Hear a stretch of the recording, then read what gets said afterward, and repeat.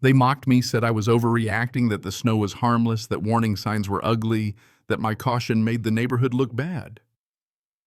But I'd seen what snow could do. I'd buried a brother once, and I wasn't about to bury anyone else. So I put up those signs. I documented everything. I stood my ground while they rolled their eyes. And then she parked her luxury car right beneath my roof. On the day the sun finally broke through the snow fell, the roof roared, and the silence was shattered by her scream. That was the moment everything changed. Because when truth comes down like an avalanche, no amount of denial can stop it.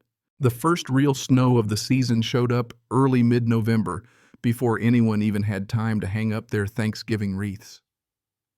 I stood at the wide front window of our new home, glass fogged from the warmth inside, watching thick flakes tumble out of an iron-gray sky. Lena was right beside me, mug of chamomile tea in hand, steam curling past her cheek. Behind us, Owen sprawled on the couch, boots still dripping melted snow onto the rug, his library book open across his chest.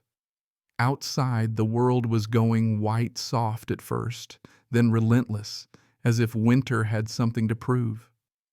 We'd just moved to Pine Brook Ridge that summer, trading the city's clamor for the hush of a mountain suburb where the air smelled like pine resin and chimney smoke. It seemed like we'd found a haven quiet. Streets friendly waves from porches, a place where a kid could grow up listening to owls instead of sirens. But beauty out here hides a weight, and snow that piles high on a steep roof can turn on you in a heartbeat. I'm not just another homeowner. 30 years of structural design work has a way of teaching you respect for things other folks call overkill.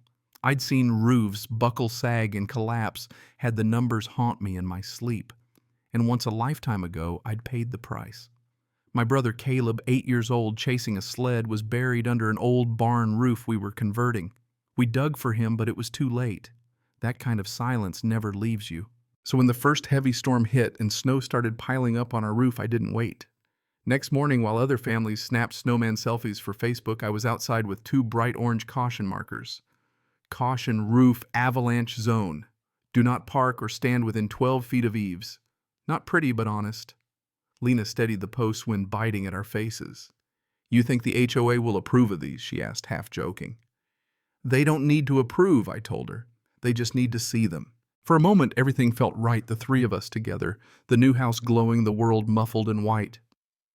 Then around 2 in the afternoon, Karen Whitmore made her entrance. Platinum blonde bob, red wool coat boots, too perfect for the slush, tiny dog trotting on a leash, as if even the snow ought to part for them. She stopped dead in front of the orange markers, lips pursed in disapproval. What on earth are these? She called, voice bright and sharp as a sleet storm. I walked over, boots crunching. Safety alerts. Steep roof lots of snow, just want to keep folks safe. She tilted her head and let out a little laugh. A slide, Jack? This isn't a ski resort. Next thing you'll have avalanche beacons. Some neighbors had paused to watch. Just a precaution, I said evenly. She gave me that look like I was an eyesore on the block. This neighborhood has standards, Jack. Those are garish. I'd rather be garish than sorry. She just shook her head and walked off. The message was clear, don't mess with her view of perfect. That night, Lena squeezed my hand at dinner. I know why you did it and I'm proud, but don't let her get under your skin. I stared at the candle, thinking of Caleb. If someone gets hurt because I stayed quiet, I can't go through that again. From the hallway, Owen piped up. He'd been listening. Did something bad happen before, Dad? I nodded. Yeah, buddy. My little brother Caleb didn't make it out from under snow like this. Owen hugged me without a word, grounding me in the present. A few days later, a cream-colored envelope appeared at the door. My name, elegant cursive, no stamp. Inside, a violation notice: remove non-standard signage within 48 hours or face $500 daily fines. Signed, Karen Whitmore, HOA president. No mention of safety, just aesthetics. Lena read it, her brow furrowed. She thinks if it's ugly, it can't be important. I just folded the letter and started digging through the HOA rules. Deep in the fine print, yes, aesthetics rule the roost, but there's a safety clause. Temporary hazard warnings are allowed if there's an immediate environmental threat. I highlighted it, printed photos, gathered weather reports, and sent a respectful cover letter to the board. The next morning, I dropped the packet at the HOA drop box. "Are the bright posts going away, Dad?" Owen asked. "Not yet, buddy. Not if they're still needed." That weekend, the neighborhood's winter cheer walk turned up the heat, white lights, cocoa carolers. Karen held court near our yard, redcoat bright voice carrying. It's a shame when new residents don't grasp the visual harmony we've built here. Some folks think snow means a construction zone. A few polite laughs. I kept shoveling. She waved. "Jack, hope you got my note. We'd love to see things looking festive again." I responded to the board markers, "Stay until the risk passes." Her smile didn't budge, but her eyes turned cold. We've had snow here for years. Nothing ever slides. Lena watched from the porch, arms folded. That night over mugs of tea, I said if someone had put up a rope that day, maybe Caleb would still be here. "You're doing what you can," Lena told me. The next day I emailed Karen and the board with the relevant clause and copied the city safety officer. Her reply was quick. "Noted. Remove them anyway." I printed that too. For days I went about the routine school drop-offs, snow shoveling, watching the markers stand out against the white. But every morning I checked the roof. The snow was building, curling at the edge, waiting. I added cones. The tension in the neighborhood was like frost on the windows. Everyone felt it but pretended not to notice. That Wednesday, after another heavy snowfall, Karen pulled up in her Lexus, slow, deliberate parking dead center under the danger zone. She glanced up at the snowpack, smirked, and walked off with her dog, ignoring every warning. Lena caught me watching. "She's daring the snow to fall."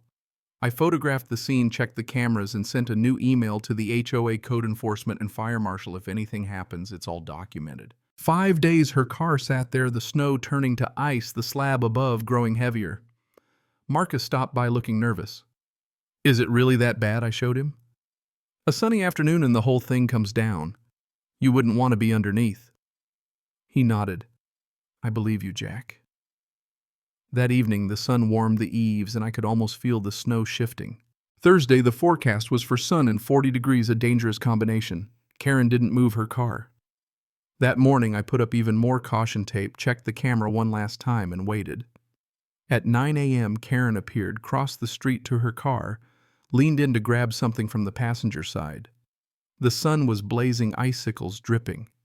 The house was silent until suddenly a deep vibration rolled through the floorboards. A crack, a roar, and in a split second the slab let go. The snow and ice crashed down onto the Lexus glass, shattering metal, folding snow spraying across the driveway. Karen's scream cut through everything. Neighbors poured outside, phones in hand. Karen spun on me, voice raw. "You did this. You'll pay for it."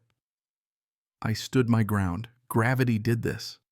"I warned you publicly in writing on camera. You parked there anyway." Deputy Rollins pulled up, lights flashing. "Jack, you got the footage, every frame." He shook his head. "I'm following the evidence, ma'am." Suddenly the markers were no longer ugly. They were proof.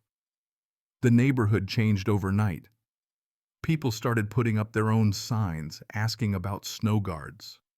The HOA sent letters, no commentary allowed pending review. The fire marshal cleared me completely. "You acted within all guidelines." The board called an emergency meeting. The room was packed. Karen silent up front, her power finally wavering. One by one, neighbors stood. "Marcus, if Jack hadn't warned us, someone could have been hurt." An older woman, I saw the footage. The snow came down like a wall. Even the retired fire captain vouched for me. Karen tried to defend herself, but her words fell flat. I spoke last. I just wanted someone to listen before it was too late. It was never about pride or being right. It was about not repeating a mistake I'll never forget. Afterward, the board revised the policy. Temporary safety alerts now allowed no approval needed in emergencies. Marcus was elected HOA president, formalized the new rule as the Delaney provision. Lena framed the handbook page, teasing me. "You changed the rules, Jack." I just smiled. They needed changing. Spring brought more than just melting snow. People waved as they passed. Owen stopped, looking up in fear. Lena's laughter came easier. Karen vanished her house dark driveway, empty silence where she'd once ruled. I never needed her apology. The snow had already delivered the verdict. The neighborhood listened. One night neighbors gathered in our living room. Owen, proud, showed the binder with all my documentation. My dad made the neighborhood safer. Marcus raised his glass to Jack for speaking up when the rest of us weren't ready to hear it. I felt a warmth that had nothing to do with the fire. Lena whispered, "This place finally feels like home, even with the HOA." I laughed. "Especially because you stood up to it," she said.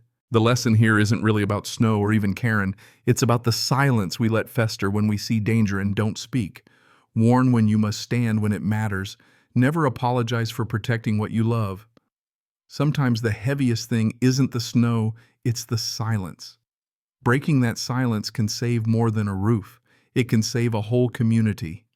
And maybe, just maybe, it can help heal the parts of us that needed someone to listen once upon a time. So was I right to risk looking like the bad guy for the sake of safety, or should I have let it slide for harmony's sake? Where's the line between responsibility and stubbornness? Ever had to stand your ground when everyone thought you were overreacting? Share your stories and your take on justice, karma, or HOA drama. Below, sometimes the truth starts in the comments.